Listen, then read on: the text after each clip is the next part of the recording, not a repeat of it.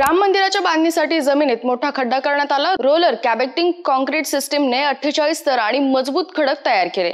Artificial rock असेल, खड्ड्याभोवती सिमेंटची भिंत उभारण्यात आली आहे। त्यात कुठेही सिमेंट लोखंडचा वापर केलेला नाही।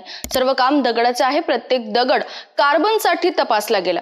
तर या मंदिराचं वय किमान 1000 वर्ष असेल। मंदिराच्या पायाभरणीनंतर मंदिर परिसर कसा असेल हे जाणून घेणे देखील महत्त्वाचे आहे। मंदिराच्या कडाभोवती भिंत असेल त्याला परकोटा म्हणतात। ही संकल्पना फक्त तामिळनाडूमध्ये आहे। ही भिंत 14 फूट रुंद आणि 732 मीटर लांब असेल। या किल्ल्याच्या चारही कोपऱ्यांमध्ये एकूण 6 मंदिरे असतील। यामध्ये भगवान सूर्य, भगवान शंकर, देवी भगवती, गणपती मंदिर आणि विष्णू मंदिर असेल। 5 देवतांची पूजा केली जाईल। माता अन्नपूर्णा दक्षिण भागात आहे आणि ही भिंत 14 फूट रुंद असल्याने राम भक्त भिंतीला प्रदक्षिणा घालू शकतात। मात्र हा परकोट तयार करण्यासाठी 8 महिन्यांचा कालावधी लागणार आहे।